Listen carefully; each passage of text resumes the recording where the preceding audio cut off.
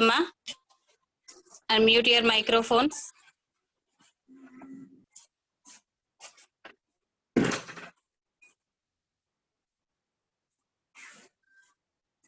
Okay.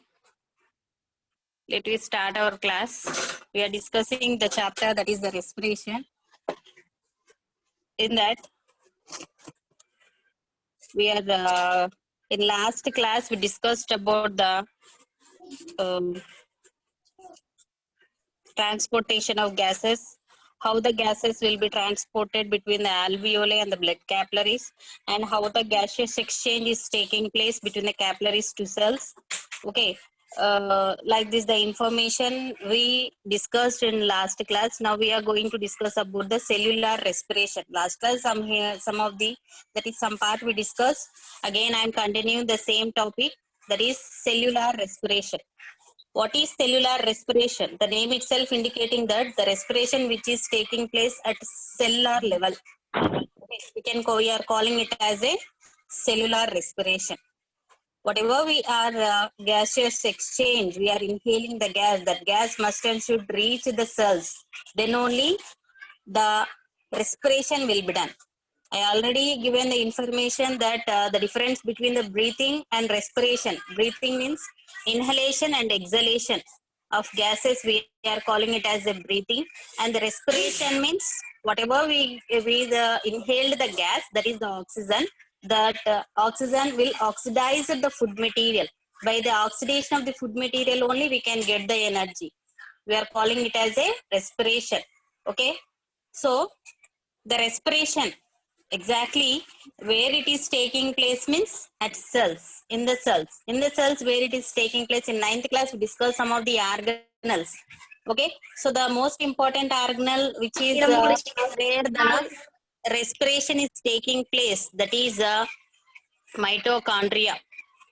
I want to give some more information regarding to the mitochondria, that is the structure of the mitochondria, before entering into the topic. Okay. Okay, mitochondria. So it is nearly 50 times lesser than that of the structure of the nucleus. We can't able to see under the compound microscope. Whatever we'll be having the microscope, we can able to see that mitochondria only under the electron microscope. Okay, let me see the structure.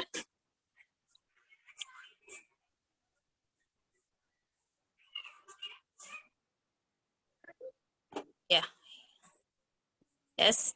So mitochondria is a sac-like structure, or thread-like structure, or filament-like structure. Many structures the scientists will be described like this. So here it is a sac-like structure.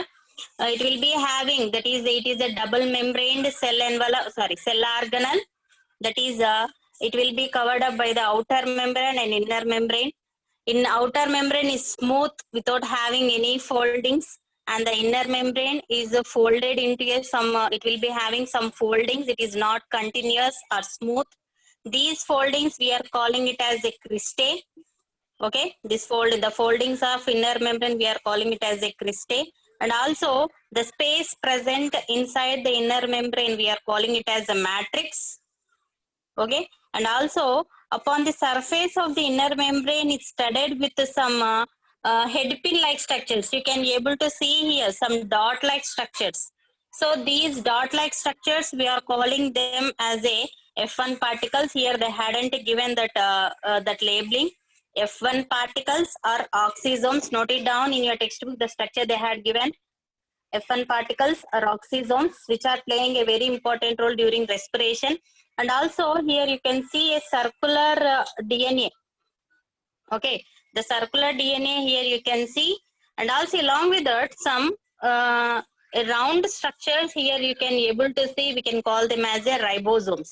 So this is the structure of the mitochondria. It is a sac-like structure, or filamentous or thread-like structure, and the mitochondria is covered up with the two membranes, outer membrane and inner membrane. Outer membrane is smooth without having any foldings, and the inner membrane is having the foldings. Okay, the foldings of the inner membrane of mitochondria we are calling it as a cristae, very important. for competitive exams. And also inside that inner membrane will be having a space. We are calling it as a matrix. Some of the enzymes, whatever the enzymes required for respiration, are present in the matrix and also in the inner membrane. And also upon the surface of the inner membrane, our cristae will be having some headpin-like structures called F1 particles or oxysomes. These are also playing a very important role in respiration. And ribosomes, most probably we already know the functions of the ribosomes. The function of the ribosomes is the protein synthesis.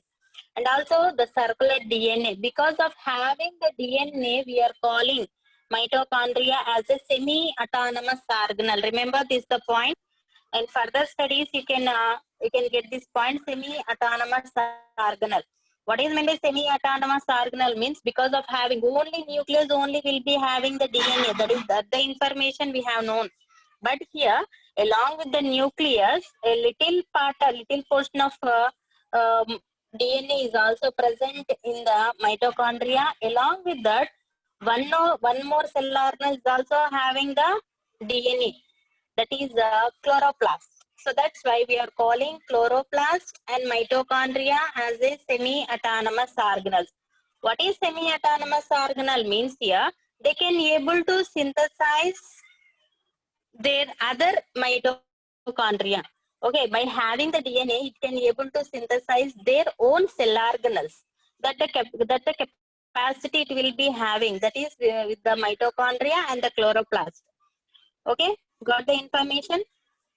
Okay, so we are calling, so that's why we are calling, because of having the DNA, it can able to synthesize their own organelles. That is, they can able to synthesize one more mitochondria, and chloroplast also they can able to synthesize their own chloroplast because of having the DNA only. So that's why we are calling it as a semi-autonomous organelle. Okay, so this is the structure of the mitochondria. Got it? So now we'll enter into our topic, that is mitochondria. That is, now we got that information that the respiration is taking place at cellular level, means at the in the mitochondria. Okay. So here, whatever the respiration, that is the respiration is categorized into two types. That is based upon the presence and absence of oxygen. Whatever the respiration is taking place in the presence of oxygen, we are calling it as a aerobic respiration. And the respiration which is taking place in the absence of oxygen, we are calling it as a anaerobic respiration. Okay, anaerobic respiration is taking place along with the bacteria. It is also taking place in human cells also. So in further classes, we'll discuss that, how the aerobic respiration is taking place in human cells, what the end products will be formed that. Okay, so the bacterial respiration, the process of bacterial respiration, okay, by anaerobic method, we are calling it as a fermentation. Whatever the anaerobic respiration is taking place in bacteria, we are calling it as a fermentation. Best example is curd. Curd preparation. When we taste the curd, the taste of the curd is sour. That is, in that, what type of respiration is done there means fermentation. In the absence of the correct definition of fermentation is, in the absence of oxygen, yeast cells can convert the glucose into lactic acid. Is called the fermentation. The type of respiration we are calling it as a anaerobic respiration. Okay, so cellular respiration is also taking the one more categorization is there, that is prokaryotic cells and eukaryotic cells. Prokaryotes and eukaryotes.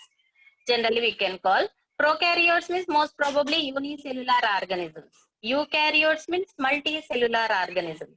So prokaryotic cells, in prokaryotic cells, example bacteria, the respiration occurs only in the cytoplasm.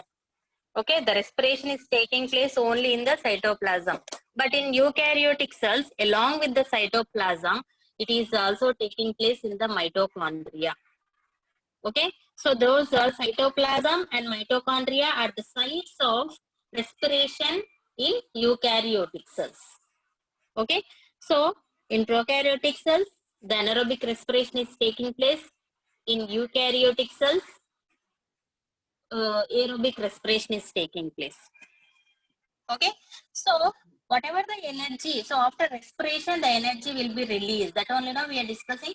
So whatever the energy is released, that energy is stored in the form of ATP in mitochondria. Okay, the exact respiration is taking place in the mitochondria. Okay, so whatever the energy, I show you the picture that.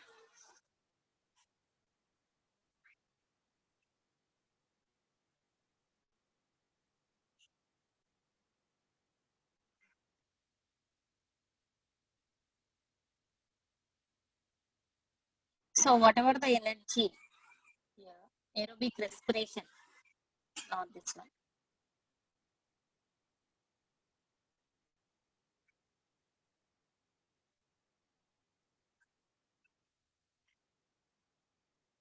So aerobic respiration, see here.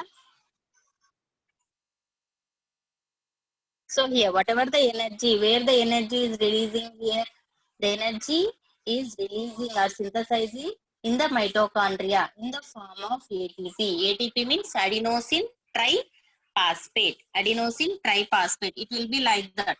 If you see the structure of ATP, adenosine, A means a nucleic acid, adenine. It will be making a bond with the phosphates. 3 phosphates like this. It will be continuous.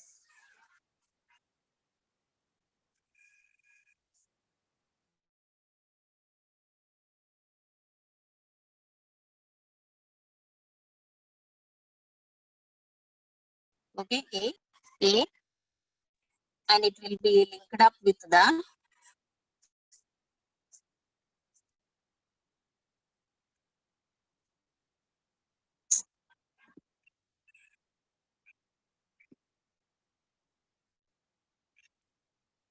okay, the energy is stored in 3 phosphates.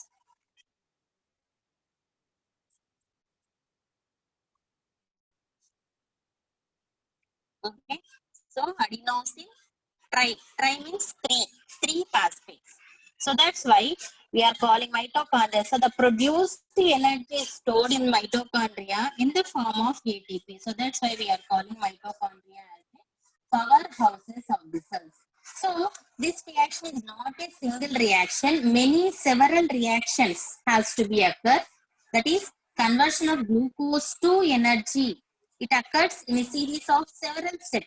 At each step, a little amount of energy will be required. In each step, a small amount of energy is released. Whatever the energy is released, that energy is stored in the form of ATP, adenosine triphosphate. So here, in the cytoplasm, the glucose is converted into a 3-carbon compound. See here, a 3-carbon compound. We are calling it as a pyruvic acid. Up to here, it is common to all cells. That is either eukaryotic cells or prokaryotic cells. It is common to all cells. So, up to glucose to conversion of glucose to pyruvic acid, it is taking place in the cytoplasm. It occurs in the bacteria and also in the animals or plants. Whatever that is the converted glucose, that is the pyruvic acid, it will take the entry into the mitochondria. Only glucose won't be entered. It can't be able to enter into the mitochondria. Whenever it will be converted into the pyruvic acid only, the mitochondria can be able to make it allow to enter into it. So after then pyruvic acid, okay, pyruvic acid in the presence of oxygen, it will be converted into carbon dioxide, water and energy. So that's why we are calling it as a aerobic respiration. What will happen if the oxygen is absent? Okay, what will happen in the oxygen is absent? If the oxygen is absent, what will happen?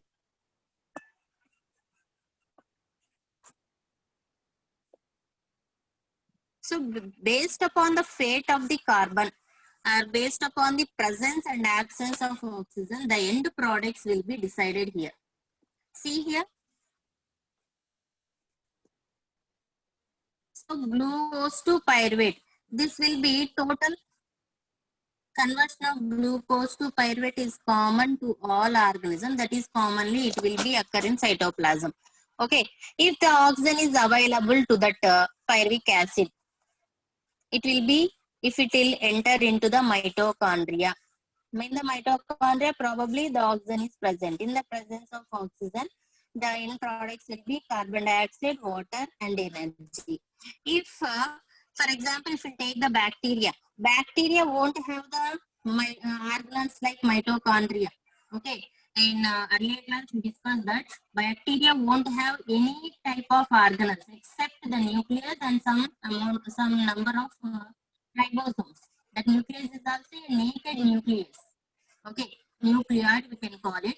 So, because of lack of mitochondria, the oxygen is not available or insufficient amount of oxygen, absence or low amount of oxygen, the end products will be in the bacteria lactic acid plus energy or ethanol plus CO2 plus energy.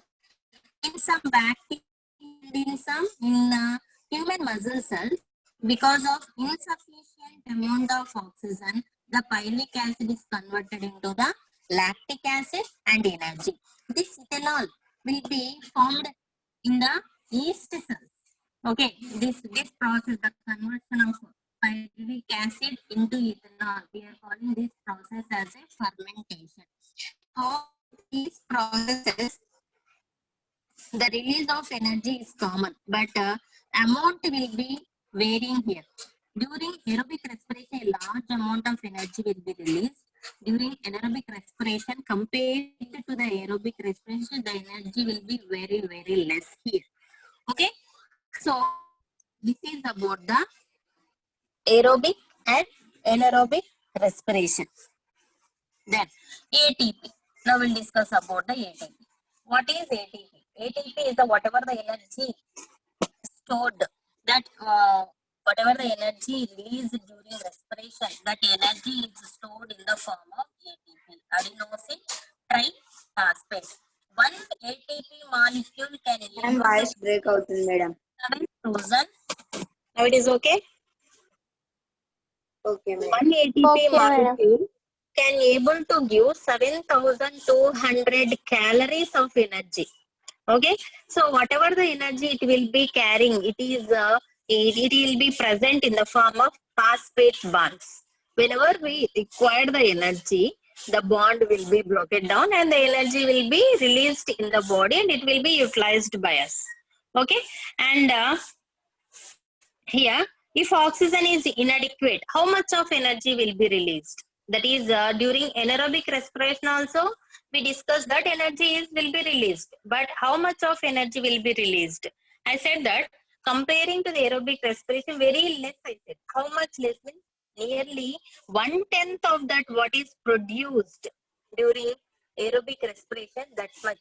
ఎంతైతే aerobic respiration release అవుతుందో దానికంటే 1/10 amount is lesser than that of the aerobic respiration energy release. That much less will be released in the anaerobic respiration. Okay, anta takkuva release avutundi. Okay, can energy be released without oxygen? Yes, energy will be released without oxygen also, but comparing to the aerobic respiration, during anaerobic respiration, the energy, whatever the energy is released, that will be very less, 1/10 less. Okay, so here, for example, if you can take a sprinter or an athlete. Okay, in your textbook they had given athlete, or whenever a person is doing a strenuous exercise. Okay, at the time, here, in fact, a normal person can run the race with very little extra breathing, or can do a strenuous exercise by taking a very less extra breathing. But the fastest sprinters do not breathe at all during running 100 yards. If a sprinter he wants to do 100 yards, he won't breathe at all. That will be based upon its practice. After that, after completion of these 100 yards, he can pant until for some time after the race, until his breathing becomes to gradually returns to normal. Okay, ఆయాసపడతారు కదా, బాగా బాగా ఉరికిన తర్వాత, బాగా పరిగెత్తిన తర్వాత athlete కి normal person కి difference ఉంటుంది. Athlete he can able to what ఇది చాలా ప్రాక్టీస్ చేస్తుంటాడు. He did a lot of practice to stop his breathing whenever he be sprinting or whenever he participate in a 100 yards. ఒక 100 meters running race లో పాల్గొన్నప్పుడు ఏమవుతుందంటే will be practice చేసింటారు breath తీసుకోకుండా. అదే normal మనం చేయాలంటే will be continuously breathing. ఆ బ్రీతింగ్ తీసుకున్నట్టయితే we can't able to run that much faster whatever the sprinter can run. Okay, so where we got the energy running చేయడానికి needs the energy no. So where we can get the energy means whatever the energy stored in his muscles. Okay, whatever the energy stored in his muscles, that will be exhausted nearly half a second. Okay, ఇలా ఉన్న energy ఉన్నప్పటికి కూడా ఎంత ఉంటుంది, ఎంత లోపల అది utilise అయిపోతుంది అంటే హాఫ్ సెకండ్ లో అయిపోతుంది. Then what about then how can you can able to run that much 100 yards? Half second లో అయిపోతుంది 100 yards, it won't be. So then our body able to undergo a process called anaerobic respiration. Whenever that now only we said that whenever he will be participating in a 100 yards sprinting, okay, or running race, he won't breathe at all. I said, asal running lo palmento breathe mal breathe తీసుకోకపోతే how the oxygen will be sufficient to him? Oxygen ఉండదు కదా. So insufficient oxygen, ఆ insufficient oxygen వల్ల ఏమవుతుందంటే the glucose instead of converting into the carbon dioxide water, the glucose is or pyruvic acid is converted into the lactic acid. Due to insufficient amount of oxygen, the muscles are undergoing the anaerobic respiration. Okay, whenever the muscles, due to insufficient amount of oxygen, when the muscle cells are undergoing the anaerobic respiration, what are the end products will be formed means lactic acid. So that's why only whenever we do the brisk walk or jogging or walking, whenever we do, we'll get a muscle pains కదా, మోకాలు నొప్పులు, కాళ్ళ నొప్పులు, చేతుల నొప్పులు వస్తుంటాయి. whenever we participate, whenever at the children's day, whenever some sports it will be playing, you can get some pains, muscle pains. Why means due to the accumulation of the lactic acid. Okay, I'll show you one graph here. How much will be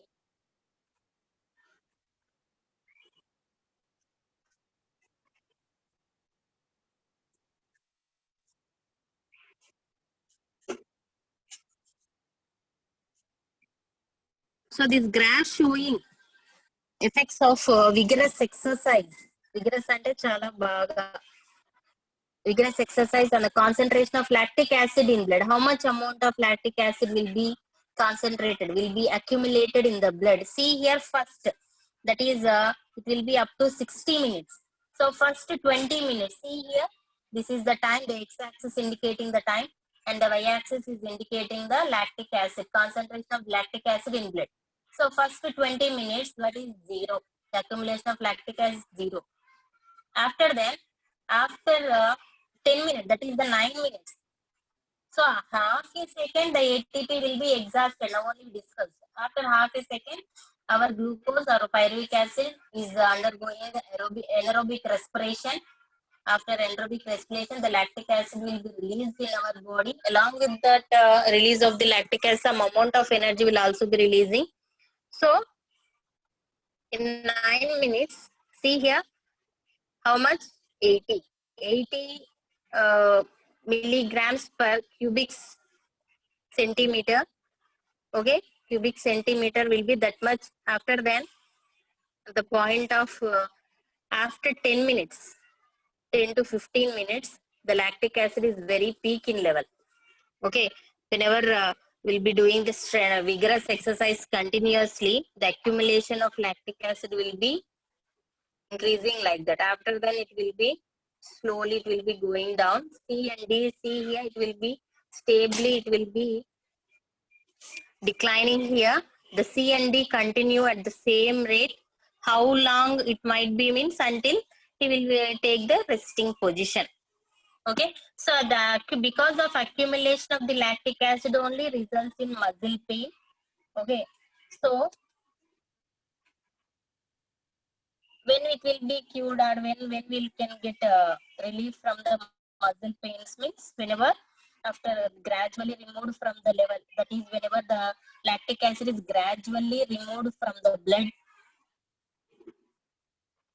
Okay, and the energy stored in lactic acid molecules is less than that in sugar molecules, and if the acid comes from the sugar, then the energy release could be used to rebuild ATP from ADP and phosphate. Okay, so what is happening means here, whenever a person is participating a 100-meter race, a well-trained athlete can hold his breath all the time until he completes that a race. Okay, so after whenever he panted, gradually you can able to breathe normally. So in this case, what will be happening means anaerobic respiration is taking place. That is here, glucose instead of converting into the carbon dioxide, water, here it will be converting into the lactic acid. So when it will be, so therefore when we undertake strenuous exercise, we will build up what is called an oxygen debt, that is lack of oxygen.